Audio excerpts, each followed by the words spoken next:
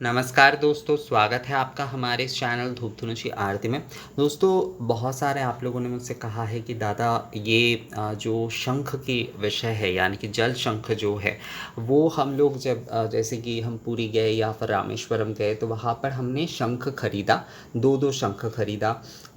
कई लोगों ने ये जो है मुझे कई बार मेल पर कहा है, कुछ लोगों ने तो कमेंट्स में भी कहा है। बहुत समय से जो है ये बात हो रही है, तो बहुत लोगों का ये कहना है कि हमने दो शंख तो खरीदा दादा, पर वो अलग से जो जल शंख जिसे कहते हैं यानी कि जो जलपूर्ण शंख जिससे आरती आदि किए जाते हैं, उस प्रकार का शंख जो है वो तो हमने उस समय नहीं खरीदा। हमने जो है दो ऐसे बजाने वाले शंख खरीदे। ये जो है, ये देखिए, ये बजाने वाले शंख है, इसमें छेद है।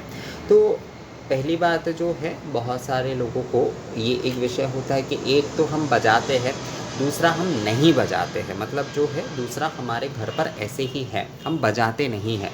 तो क्या वो वाले शंख जो है हम जो है जल शंख के लिए यानी कि आरती के लिए या फिर अर्घ आदि के लिए जो है उसका प्रयोग कर सकते हैं या नहीं? तो यहाँ पर अगर एक वाक्य में उत्तर देना पड़े तो ज़रूर कर सकते हैं, ज़रूर कर सकते हैं आप, इससे कोई समस्या नहीं है। अगर आपके पास ऐसे दो बजाने वाले शंख है तो एक का उपयोग आप जो है जलपूर्ण करते हुए आरती करने में या अर्घ करने में या अभिषेक आदि करने में, स्नान आदि कराने में आप बिल्कुल कर सकते हैं, उसमें कोई समस्या नहीं है। असल में देखिए, हर बर्तन का या फिर हर चीज़ का जो है ना एक विषय होता है, मतलब उसका एक चिन्ह होता है, बोल सकते हैं आप। यानी कि उसे देख के ही हम समझ जाते हैं कि ये इस कार्य के लिए है। जैसे कि हम आरती के दीपक आदि देखते हैं, हम समझ जाते हैं कि ये आरती के लिए ही मूलतः है। हम धुनुची आदि, इन सारे विषयों की, धुनुची के तो वैसे अलग अलग प्रयोग होते हैं, पर दक्षिण में जैसे कि हर प्रकार की अलग अलग धुनुची बनते हैं। जैसे धूप नैवेद्य के अलग धुनुची बनते हैं, आरती के अलग धुनुची आपको दिखाई देगा और दूसरे क्रियाओं के अलग अलग दिखाई देगा। तो ये देखते ही हमें पता चल जाता है कि ये किस कार्य के लिए है, ये बर्तन जो है वो किस कार्य के लिए है। तो शंख भी जो है, जो जल शंख होते हैं, जो जल शंख होते हैं वो जो है हम देखते हैं, ये समझ में आ जाता है, यानी हमारे मन में एक छवि उड़ जाता है कि इससे जो है ये आरती आदि ही करना है, इससे हमें भगवान को स्नान आदि ही कराना है। और जैसे ही हम ऐसे छेद युक्त शंख देखते हैं, ये वाले शंख देखते हैं, तो हमें ये ध्यान में आ जाता है कि ये बजाने के लिए है। तो ये जो है ये बजाने के लिए है, पर इससे जो है आप आरती नहीं कर सकते, ऐसा कुछ नहीं है। मतलब इसमें जल भर के आप भगवान को स्नान नहीं करा सकते, आप इसमें जल भर के आरती नहीं कर सकते, ऐसा कुछ नहीं है। आपके पास अगर जो है जल शंख नहीं है तो आप इसमें भी अर्घ दे सकते हैं, कोई समस्या उसमें नहीं है। हाँ, जल शंख जो है वो इसे नहीं कहा जाता, इसे जल शंख नहीं कहा जाता है।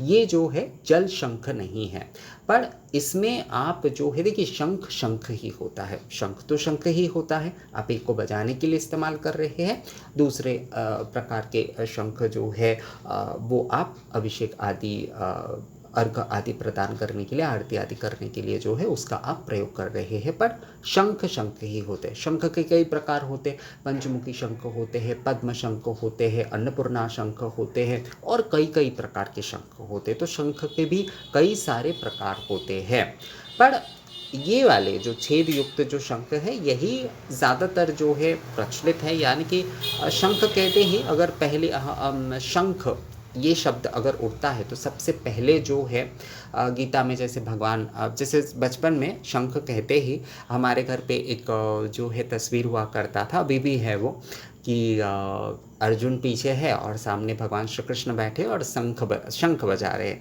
तो जैसे ही शंख का विषय आता था बचपन में, तो पहले ही वो वाले चित्र समझ में आ जाता था। और महाभारत सीरियल आता था, तो उसमें जो है कृष्ण जो है, श्री कृष्ण जो है वो शंख बजा रहे हैं, इसका एक ध्वनि होता था, जैसे ही उसका टाइटल सॉन्ग आदि होता था, तो वो भी ध्यान में आ जाता था। तो शंख का, मेरा कहने का मतलब ये है कि शंख जैसे ही हम कहते हैं तो ये शब्द सुनते ही हमारे मन में पहले ही जो है बजाने वाले शंख का ही विषय आ जाता है, बजाने वाले शंख का ही विषय आ जाता है। और बहुत सारे लोग जो है, जो नॉर्मल देखिए सभी को बहुत कुछ पता होगा पूजा के विषय में और पहले से ही आपको सब कुछ पता होगा, ऐसा तो ज़रूरी नहीं है। तो बहुत सारे लोग मैंने देखे हैं कि उनके घर में 2-2 शंख है ऐसे, और एक तो वो बजाते हैं, दूसरा वाला वो जो है ऐसे ही रख देते हैं। और इसलिए बहुत सारे लोगों का ये सवाल है, क्या दादा हम इसमें जो है लक्ष्मी पूजा कर सकते हैं? क्या हम जो है इसमें जो है, हाँ, लक्ष्मी पूजा नॉर्मली आप जैसे दीपावली के दिन इसमें बहुत सारे लोग उसमें धान भर के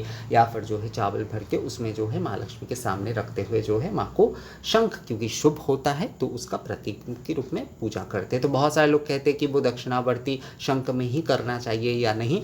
अब जिनके परिवार के नियम है या फिर जो लोग दक्षिणावर्ती में करते आए हैं तो वो वही करें।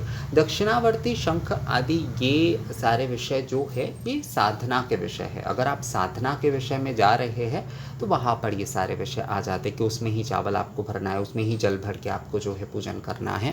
पर साधारणता जो है, अगर आप पूजन कर रहे हैं तो उसमें ये कोई बहुत बड़ी विषय नहीं है। तो आप ऐसे शंख में भी जो है आप जल भर के रखते हुए पूजन कर सकते हैं, आप जो है चावल देकर जो है पूजन कर सकते हैं। और इससे जो है ये वाले शंख से ही जो है आप आरती कर सकते हैं, भगवान को आप स्नान अभिषेक आदि करा सकते हैं, अर्घ भी जो है वो दे सकते हैं। पर एक बात आपको ध्यान में रखना है कि आपने अगर जो है इसका इस्तेमाल जो है, आपने इसका इस्तेमाल अगर आपने दोनों में से दोनों बजा दिया है, मैं यहाँ पर आपको कह देता हूँ, दोनों अगर आपने बजा दिया है और आप उसका मतलब दूसरे जो शंख है उसका आप जो है मतलब पहले आपने जब आपने लेकर आए थे तब आपने शायद दोनों ही बजाया है, अब जो है वो नहीं बजाते हैं, वो आपके घर पे ऐसे ही पड़े हुए हैं।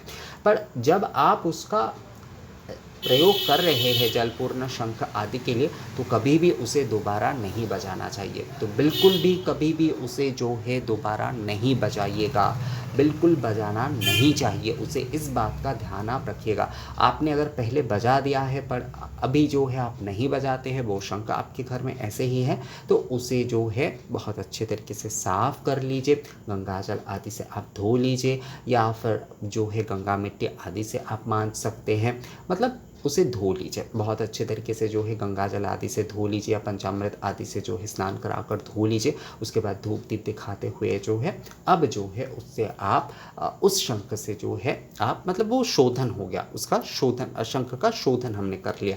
अब जो है उससे आप जलपूर्ण करते हुए आरती आदि आप कर सकते हैं, स्नान आदि आप करवा सकते हैं। पर दोबारा कभी भी उसे मत बचाइएगा, दोबारा आप मत बचाइएगा। अगर आप इस प्रकार के शंख जो है आप इस्तेमाल प्रयोग कर रहे हैं जलपूर्ण मतलब जल पूर्ण करते हुए आरती करने के लिए, भगवान को अर्घ देने के लिए, स्नान आदि कराने के लिए, तो देखिए ये वाले शंख आप प्रयोग कर सकते हैं। ये वाले शंख भी आप जो है इन आरती आदि में जो है या फिर जो है स्नान आदि कराने में ये वाले शंख का भी प्रयोग आप कर सकते हैं, समस्या नहीं है, पर बजाना नहीं है आपको। ये बात जो है आपको ध्यान में रखना है कि इस वाले शंख को कभी भी आपको दोबारा नहीं बजाना है।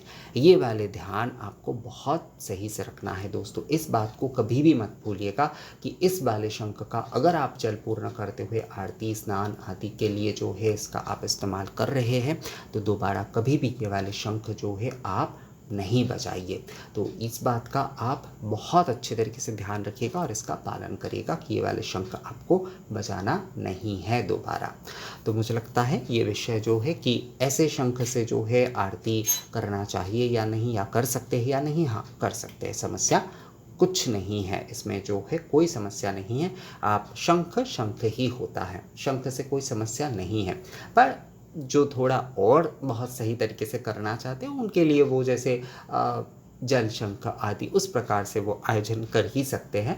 बट शंख शंख होता है दोस्तों, कोई समस्या उसमें नहीं है। ये जल शंख नहीं है, मतलब इसे जल शंख नहीं कहा जा सकता, ये शंख ही है। पर इसमें भी आप जो है वही सारी विधि आदि जो है आप पालन कर सकते हैं, समस्या उसमें नहीं है। तो इस वाले शंख का आपको प्रयोग इसी तरीके से करना है जैसा मैंने आपको बताया कि दोबारा आपको बजाना कभी नहीं है। शोधन आदि करने के बाद उसके बाद आप उसका प्रयोग करिए, पर उसके बाद आप दोबारा कभी भी इसे मत बजाइएगा। तो ये वीडियो कैसा लगा मुझे कमेंट्स करके ज़रूर बताइएगा। मिलते हैं आपसे अगली वीडियो में, तब तक के लिए नमस्कार।